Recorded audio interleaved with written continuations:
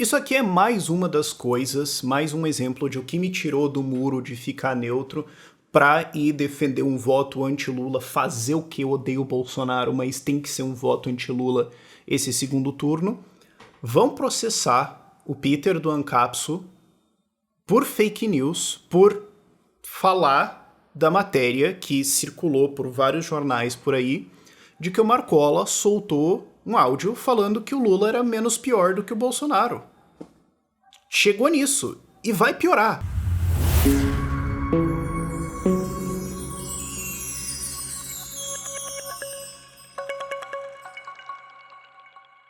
Então, primeiro, meus mais sinceros parabéns pro Peter do Ancapso, como ele falou até no vídeo dele, pô, tô em gente grande, pô, parabéns, pô, finalmente conseguiu chegar na lista de quem tem que ser censurado, e essa lista vai se expandir, sim. Então, parabéns por esse mérito aí. Segundo, o que tá acontecendo aqui? Deixa eu explicar o caso pra vocês. Acho que no dia da eleição, foi no domingo da eleição, se eu não me engano, ou talvez no sábado, saiu um áudio do Marcola, chefão do PCC, falando, pô, não, porque o Lula vai ser melhor pra nós aqui, tudo mais. Isso foi veiculado por vários jornais grandes, como Marcola tá apoiando o Lula. E aí veio o Tribunal Superior Eleitoral, o Calvíssimo da República, o PT e tudo mais, falando, não, tem que derrubar isso aqui porque é fake news, porque e a justificativa técnica ali foi, não, mas ele não declarou apoio e pediu voto. Ele só falou que era menos pior. E a gente sabe que isso é mentira. A gente sabe por fato de que essa justifica é canalha, ela é falsa, ela é desonesta, porque se fosse sobre, olha, isso aqui tá errado objetivamente, né, pô, tem uma distorção e tudo mais, aquele anúncio que tem do Lula no Google, se você procurar Lula absolvido no Google, vai ter um anúncio do Lula lá, pago com dinheiro público de fundão, dizendo que ele foi absolvido, o que é mentira.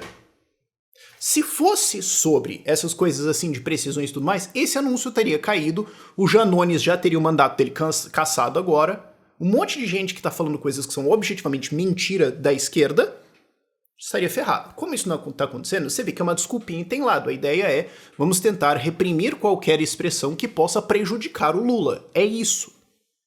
Ok? Aí, o que aconteceu? Saiu depois uma lista negra de 30 e poucas pessoas e já expandiu, inflacionaram o negócio já 10 vezes para 300 e porrada nomes de uma milícia digital que está espalhando fake news. E aí ele entrou no balaio, aí tacaram uma cápsula lá no meio, tá lá o nome dele, vai pelo jeito responder processo, eu não sei exatamente o que tá acontecendo, ele também não deu muitos detalhes, mas o fato é que começou a perseguição. E aí a gente tem que entender essa estratégia muito bem para entender o que vai acontecer nesses próximos anos e, de novo, por que eu desci do muro de falar, é tudo igual, não, o Bolsonaro é um cara ruim, agora eu vou ter liberdade de expressão dentro de um governo dele aí, esse tipo de coisa vai acontecer dentro do governo dele aqui, altamente improvável. Do outro lado do Lula, não só já tá acontecendo com ele não estando na presidência, ele não tem Advocacia Geral da União, ele não tem a Procuradoria Geral da República indo do lado dele. Ele não tem os ministros que ele pode nomear pro STF ainda. E já tá acontecendo isso com a mídia, ó, batendo palma, pedindo mais. Com próprios jornalistas entrando, embarcando nessa canoa de canalice.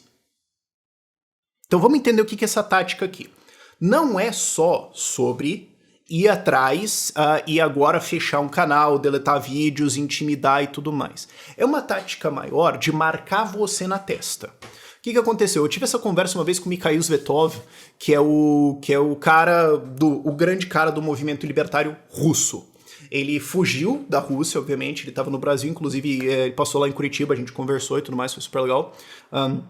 Ele estava me contando o que aconteceu, porque ele teve que fugir da Rússia, ele ia ser perseguido, teve gente do Partido Libertário que foi preso, ele poderia ser preso ou morto, alguma coisa assim. Ele estava me explicando, cara, o que aconteceu? Entre os vários ativismos dele lá, isso começou a chamar bastante atenção na Rússia, começou a puxar a gente. E aí o que o Putin fez? Ele usou os jornais para criar uma matéria para dizer que ele era nazista. Bota lá no título, bota lá uma foto dele, bota uma bandeira junto aqui e bota no corpo do texto aqui que ele é nazista. Pronto. Por quê? Porque daí quando você for procurar o nome dele no Google, o que vai estar lá entre os primeiros resultados? O cara, a foto dele, nazismo. Vai estar lá. E vamos divulgar isso, vamos colocar essas notícias para todo lado, vamos encontrar um monte de outros jornais canalhas aqui para repercutirem isso, de maneiras que internacionalmente, se ele fugir em outro lugar lá, vão falar dele, vão vão fazer isso. Então ele vai passar o resto da vida agora, quando ele for numa entrevista, vão estar fazendo entrevista sobre as críticas do Putin e vão falar, mas esse negócio aqui que você é nazista, e vai marcar o negócio. De maneiras que as pessoas que não te conhecem ainda vão ter primeiro essa primeira impressão, essa primeira notícia, essa primeira marca de nazista. E aí você tem que desmentir isso. Então notem o que está sendo colocado ali, o que é a manchete. Milícia digital de fake news. Esses termos são importantes. Porque primeiro, né, uma das coisas que a esquerda puxou muito contra o Bolsonaro foi essa coisa de miliciano, miliciano, miliciano. Então, vamos colocar isso, todo mundo que tá perto dele é miliciano também. Então nós estamos associando você com isso, a milícia digital de fake news. Então nós já estamos dizendo que você é bandido, assassino, que você é canalha, gangue e mentiroso. Então isso aí vai estar na cabeça de todas as pessoas. De maneira que se um vídeo seu, algum conteúdo seu chegar em outro grupo, o objetivo dessa galera é que essas outras pessoas já olhem e falam, é aquele miliciano lá? Entendeu? É uma iniciativa de envenenar o poço contra você. É uma iniciativa de já marcar você para evitar a sua expansão. Não é só a sua perseguição. Não é só a sua destruição agora.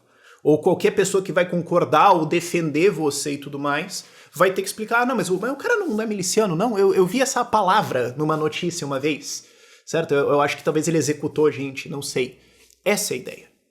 Essa é a marca que querem colocar na sua testa.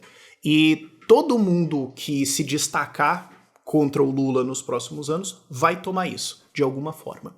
Essa é a nova tática, não é nem tão nova assim, mas é a mais recente tática de difamação da esquerda. E eu tô falando isso já tem um tempo.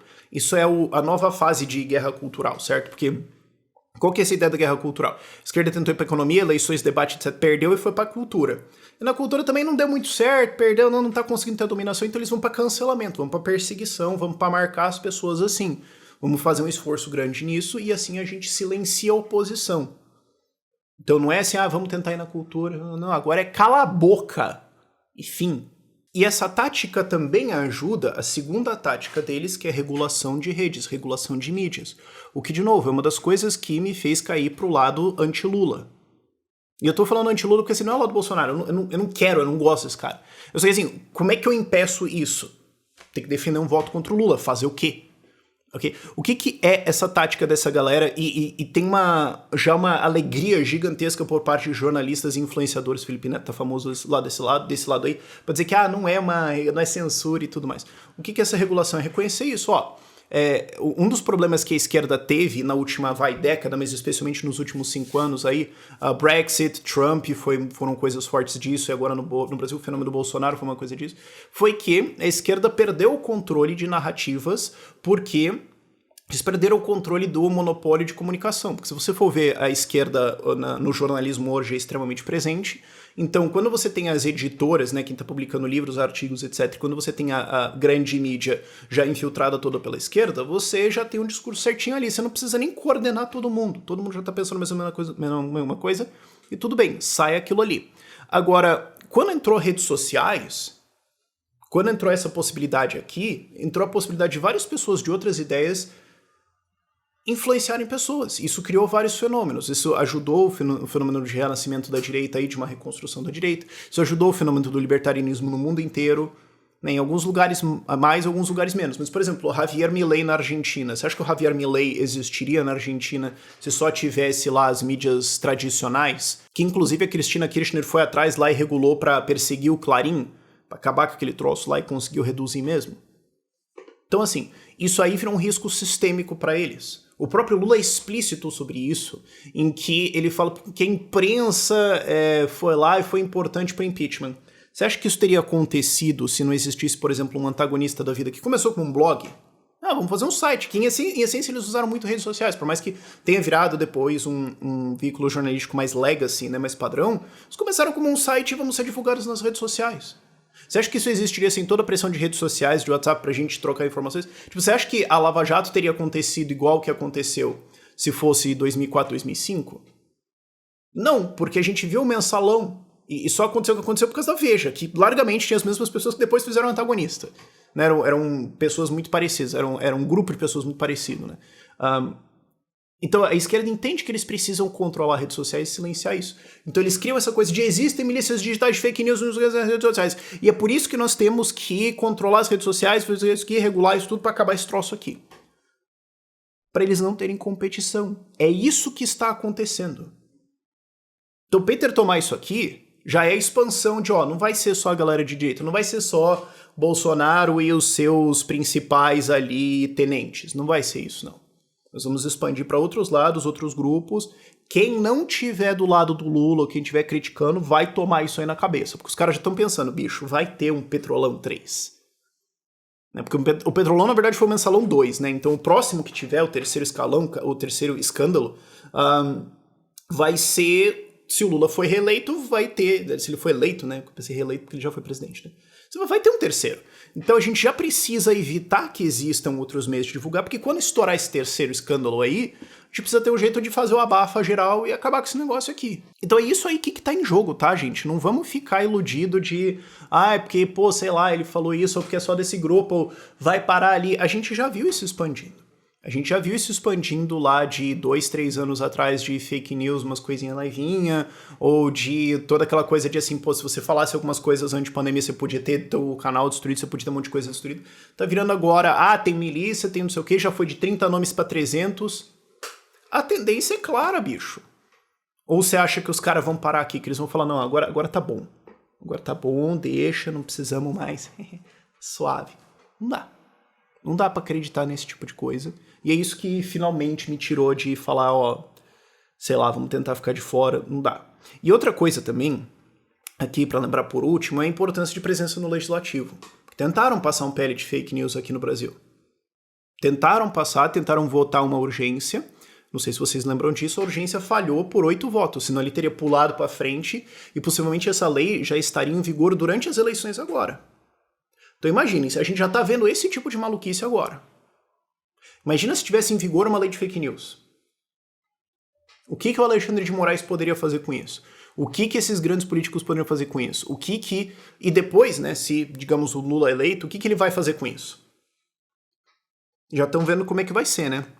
Vale lembrar, essa urgência falhou por 8 votos. Foram 8 votos de deputados federais que derrubaram essa urgência, né, votos contrários. Que é exatamente o número de bancada do Novo, que era na época, 8 deputados federais. Então assim, mas eu não gosto de me envolver e tudo mais. Os caras vão criar lei, eles vão vir atrás de você, vai acontecer. Você pode não gostar disso, não interessa a sua opinião sobre isso. Isso é uma coisa que eu vivo falando pra mim mesmo. A minha opinião sobre esse fato não interessa. Ele vai acontecer. O que eu vou fazer sobre isso? Então, se a gente não tiver uma mobilização para ter espaço no legislativo, para ter gente nessas posições na hora para votar não, vai passar. Então, se você ficar de fora, se você ficar no sofá falando assim, não, eu vou, tal, uma hora eles vão bater na tua porta. E aí fazer o quê? Não vai ter muita gente para te defender, porque quem poderia estar lá não teve, ou foi calado, ou não estava numa posição, porque você achou que o sofá era uma posição mais confortável. Aí, mano, quando eu chegar nessa posição, eu não vou nem ter como falar pra você o que você aprendeu com isso, porque provavelmente quando eu chegar nesse ponto eu já não vou mais conseguir falar aqui. Por esse vídeo é isso. Tchau, tchau.